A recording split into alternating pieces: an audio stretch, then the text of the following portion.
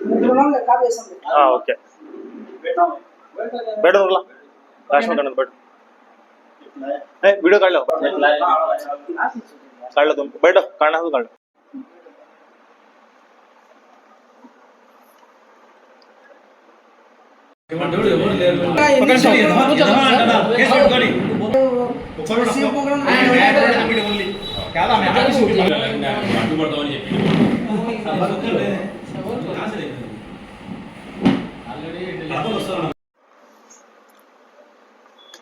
ఈరోజు మాజీ సైనికులు దౌలత్ ఖాన్ న్యాయ పోరాట కమిటీ తరపున మీడియా సమావేశం నిర్వహించడం జరిగింది. దీని యొక్క ముఖ్య ఉద్దేశం ఏమనగా, ఏదైతే మన నంద్యాల ప్రజలందరికీ తెలుసో దౌలత్ ఖాన్ అనే సైనికులు వారి ఇంటి పన్ను మినహాయింపు కొరకు దాదాపుగా 163 రోజులు మున్సిపాలిటీ చుట్టూ తిరిగి అదే మున్సిపాలిటీలో చనిపోవడం జరిగిన విషయం మనకందరికీ తెలిసిందే. దాని తర్వాత జరిగిన సంగతులంతా ప్రజలందరికీ తెలిసిందే. దీంట్లో ముఖ్యంగా ఏదైతే వాళ్ళ ఇంట్లో బాధితులు ఉన్నారో వారి వైఫ్ మరియు వారి అమ్మాయికి ఈ గవర్నమెంట్ తరఫున, కూటమి గవర్నమెంట్ తరఫున ముఖ్యంగా ఆ రోజు ఫిరోజ్ గారు వారి ఇంటికి వెళ్ళి మేము ఖచ్చితంగా మా తండ్రి గారు మక్కా పర్యటనలో ఉన్నారు, ఆయన వచ్చిన తర్వాత ఖచ్చితంగా ఈ ఫ్యామిలీకి న్యాయం చేస్తామని హామీ ఇచ్చి రావడం జరిగింది. దాని తర్వాత మన మైనార్టీ శాఖ మంత్రివర్యులు మరియు న్యాయ శాఖ మంత్రివర్యులు అయిన ఎన్ఎండి ఫరూక్ గారు కూడా ఒక స్టేట్మెంట్ ఇవ్వడం జరిగింది. వారి కుటుంబానికి న్యాయం జరిగే విధంగా ఆదుకుంటాము, మరియు ఖచ్చితంగా దౌలత్ ఖాన్ గారి కూతురికి జాబ్ ఇప్పిస్తామని ఆయన పత్రికా సమావేశంలో హామీ ఇవ్వడం జరిగింది. మనం అందరం పత్రికల్లో కూడా ఆ విషయం చూసాము. కానీ ఆ హామీ ఇచ్చి ఇప్పటికీ 3 నెలలు కావస్తుంది. ఇంతవరకు దానిని నెరవేర్చడంలో ఈ కూటమి ప్రభుత్వం విఫలమైంది. వాళ్ళ ఇంటికి ఎటువంటి ఆర్థిక భరోసా కానీ జాబ్ కానీ ఇంతవరకు ఇవ్వలేదు. వాళ్ళు చాలా ఇబ్బంది పడుతున్నారు. దానితో పాటు ఏదైతే ఇక్కడ తప్పు చేశారో ముఖ్యంగా మున్సిపల్ కమిషనరు మరియు మున్సిపల్ సిబ్బంది, వారిపై ఎటువంటి చర్యలు ఈ ప్రభుత్వం తీసుకోలేదు. ఇందులో మీడియా ప్రతినిధులకు తెలియజేయడం ఏమనగా, ఏదైతే మేము ఒక లీగల్ ప్రొసీజర్ కూడా వెళ్ళాము, విజిలెన్స్ కమిషనర్ విజయవాడకు కంప్లైంట్ కూడా ఇవ్వడం జరిగింది. వాళ్ళు కంప్లైంట్ రిసీవ్ చేసుకుని అక్కడి నుంచి కలెక్టర్ గారికి ఒక మెమో కూడా జారీ చేయడం జరిగింది. వాళ్ళు ఏమనంటే కలెక్టర్ గారి పేరు మీద memo CC to Daulat Khan family వచ్చింది, లెటర్ వచ్చింది. దానిలో ఏముందంటే, ఏదైతే వీళ్ళు పంపించిన సమాచారం ప్రకారము అక్కడ తప్పు జరిగింది, ఈ తప్పు జరిగిన వారి మీద మీరు ఎంక్వైరీ చేసి తగిన చర్యలు తీసుకోవాలని విజిలెన్స్ కమిషనర్ అమరావతి నుంచి కలెక్టర్ మేడం గారికి లెటర్ రావడం జరిగింది. ఈ లెటర్ వచ్చి దాదాపుగా 45 రోజులు కావస్తుంది. కానీ ఇంతవరకు కలెక్టర్ గారు కూడా దాని మీద ఎటువంటి చర్యలు తీసుకోలేదు, బహుశా ఎటువంటి ఎంక్వైరీ కూడా చేయలేదు అని మేము అనుకుంటున్నాము. ఎందుకంటే ఈ నంద్యాల మున్సిపల్ కమిషనర్ అవినీతి కింగ్ ఏం చేశాడంటే, పై నుంచి వెళ్ళి ఈ ఆర్డర్ వచ్చిన కలెక్టర్కు మెమో వచ్చిన తర్వాత వెంటనే పైకి వెళ్ళి ఏదో మేనేజ్ చేసుకుని వచ్చాడని టాక్ పబ్లిక్ లో మరియు మున్సిపల్ ఆఫీస్ లో ఉంది. దీనిపై విచారణ జరిపించాల్సిన బాధ్యత మన కూటమి ప్రభుత్వంపై ఉంది. ఇక్కడ సింపుల్ గా చెప్పాలంటే, హౌస్ ట్యాక్స్ ఎగ్జామ్షన్ 15 రోజుల్లో లెటర్ ఇవ్వాలి. ఆ రోజు మున్సిపాలిటీలో 8 మందికి house tax exemption municipal council approve ఇచ్చింది. 8 మందికి ఇచ్చిన తర్వాత అందులో కొంతమందికి 15 రోజులు ఇచ్చారు. అవి కూడా మాకు ఎవిడెన్స్ తో సహా ఉన్నాయి. కొంతమందికి 15 రోజుల్లో అప్రూవల్ ఇచ్చేసి లెటర్ ఇచ్చేశారు, మీకు పేపర్ ఇచ్చేసారు, మీకు ట్యాక్స్ ఎగ్జామ్షన్ వచ్చిందని. మరి కొంతమందికి 4 రోజులకు ఇచ్చారు, కొంతమందికి 45 డేస్ ఇచ్చారు. కానీ ఈయన ఒక్కరికే 163 రోజులు పట్టింది పేపర్ ఇవ్వడానికి. అంటే ఇక్కడ మనం ఏం ఆలోచించాలంటే, ఏదో దౌలత్ ఖాన్ నుంచి వీళ్ళు ఆశించి ఆయన ఇవ్వకుంటే ఆ లెటర్ ఆపారని ఇక్కడ సృష్టమవుతుంది. దాని తర్వాత ఆయన చనిపోయిన మరుసటి రోజే ఆ లెటర్ వాళ్ళ ఇంటికి పంపించారు. ఇది ఎక్కడి న్యాయం? అంటే ఖచ్చితంగా ఇక్కడ ఏదో వారి నుంచి ఆశించారు, వారి నుంచి ఏదో అవినీతి వీళ్ళు చేయాలని అనుకున్నారు. కానీ ఆయన ఒప్పుకోలేదు కాబట్టి లెటర్ ఇవ్వకుండా 163 రోజులు ఒక మాజీ సైనికుడిని మున్సిపల్ ఆఫీస్ లో చుట్టూ తిప్పుకొని నరకయాతన పెట్టి ఆయన మృతికి కారణమైనారు ఈ మున్సిపల్ కమిషనర్ మరియు మున్సిపల్ సిబ్బంది. ఇంత జరిగినా ఈ ప్రభుత్వం చర్యలు తీసుకోవడం లేదు. ఎందుకు అని మేము మీడియా సమావేశంగా ప్రశ్నిస్తున్నాము. ఒక మాజీ సైనికుడికే ఈ విధంగా అక్కడ బిహేవియర్ మున్సిపాలిటీలో ఉంటే వేరే ప్రజలకు, నార్మల్ సాదాసీదా ప్రజలకు ఏముంటుంది అక్కడ చెప్పండి? ముఖ్యంగా మేము దౌలత్ ఖాన్ న్యాయ పోరాట కమిటీ ఒక్కటే ఫస్ట్ నుంచి డిమాండ్ చేస్తుంది, ఆ మున్సిపల్ కమిషనర్ డిస్మిస్ చేయండి మరియు ఆ ఇద్దరిని సస్పెండ్ చేయండి, మళ్ళీ వాళ్ళు కూడా డిస్మిస్ చేయండి అని మేము ఫస్ట్ నుంచి కోరుకుంటాం. ఎందుకంటే వాళ్ళు అవినీతి చేశారు.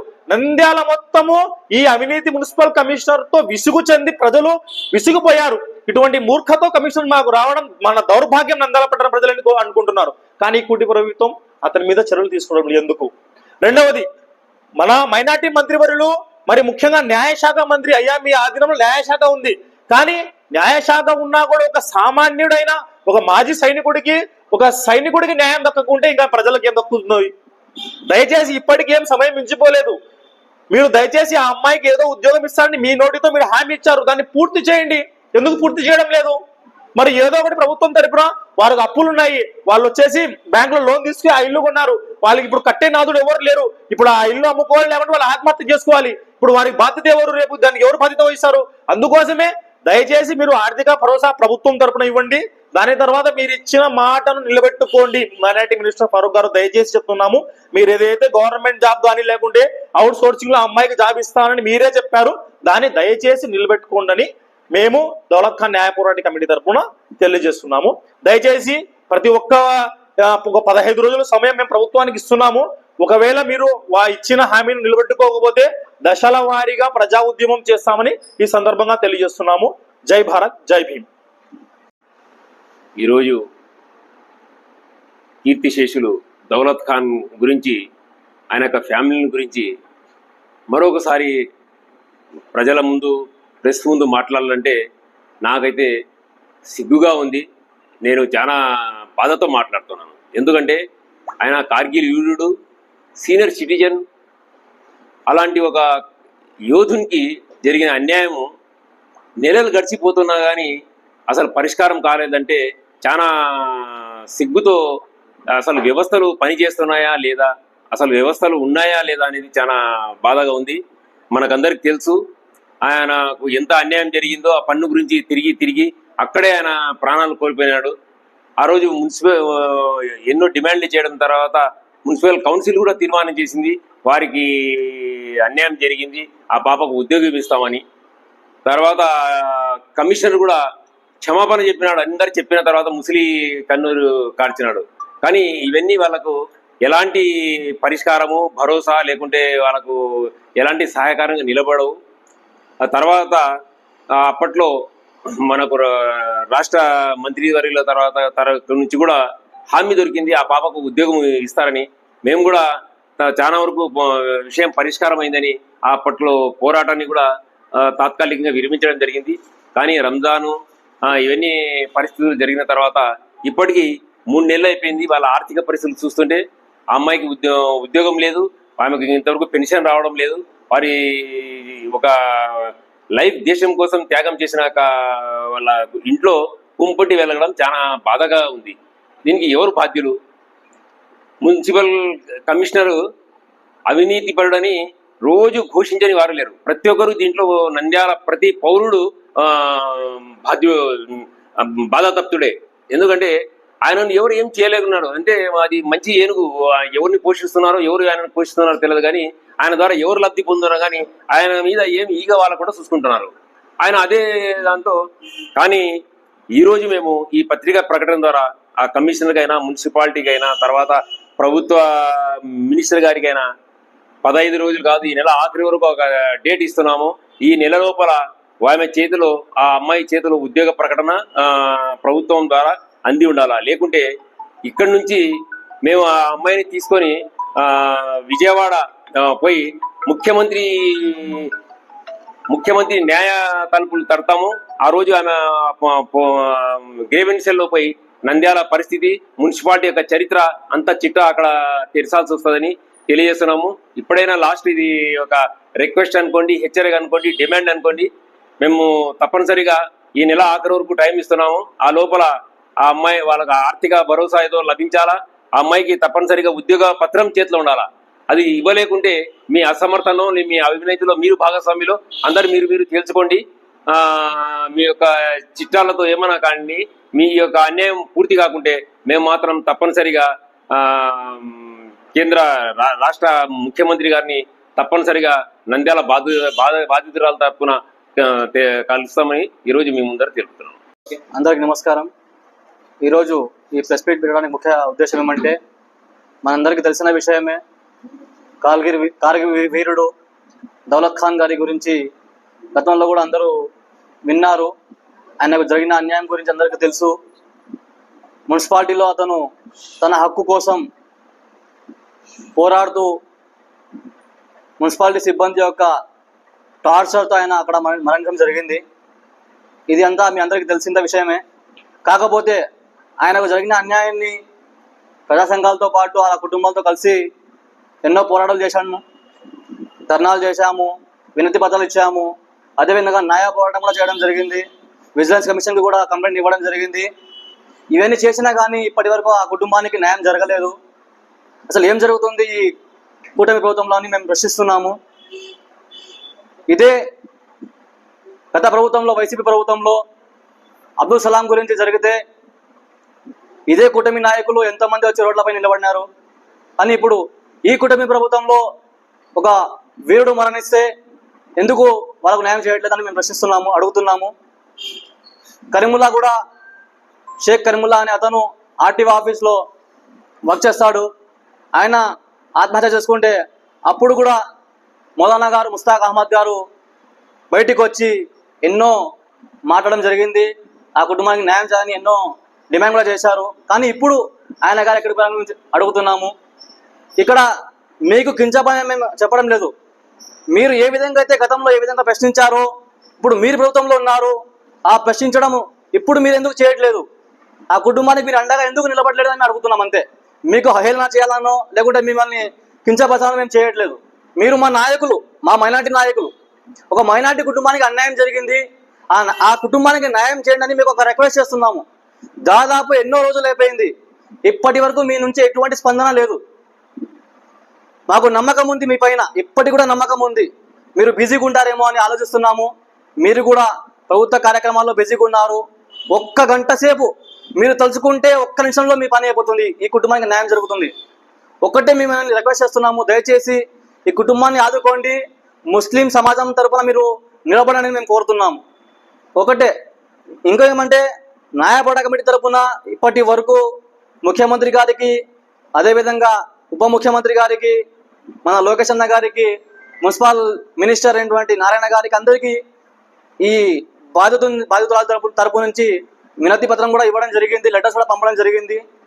రాబోయే రోజుల్లో సార్ చెప్పినట్టు మనము న్యాయం జరగకపోతే ఒక నెల టైం తీసుకొని డైరెక్ట్గా విజయవాడకి వెళ్ళేసి ముఖ్యమంత్రి గారి దగ్గరనే మా ఆవేదన ఏముందో, మాకు జరిగిన అన్యాయాన్ని వాళ్ళని వివరించుకొని మా తరపు నుంచి మేము పోరాడతామని కూడా తెలియజేస్తున్నాం.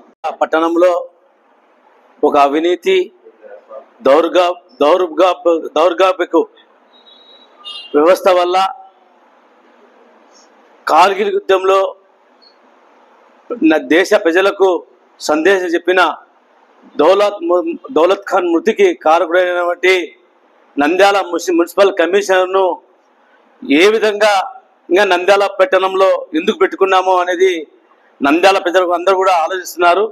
ఇటువంటి అవినీతిపరుడు, ఇటువంటి దుర్మార్గపు అవినీతిపరుడు నట్ట నడివీధిలో ఇతర గ్రామాల నుండి దెబ్బలు తిన్న ఒక వెధవ ఈరోజు దేశానికి పోరాడేటువంటి సైనిక కుటుంబాలు బజారు పాలవుతుంటే ఏమాత్రం పట్టించుకోవడం అనేది కూడా చాలా దుర్మార్గం.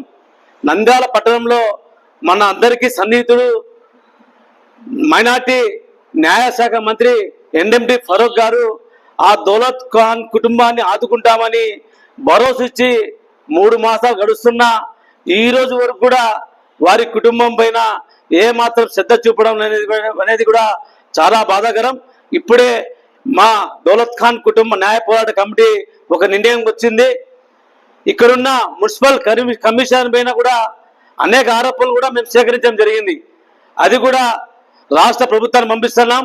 ఆయన గారు ఏదో తన పలుకుబడి వల్ల మంగళగిరిలో ఉన్న తన పలుకుబడి వల్ల బయటికి రావచ్చు ఏమో, కానీ మా దగ్గర ఉన్న అన్ని ఆధారాలతో కూడా లాస్ట్కు మట్టి ఖర్చుకుపోయే రోజులు దగ్గరలో ఉంది ఆ మనిషికి.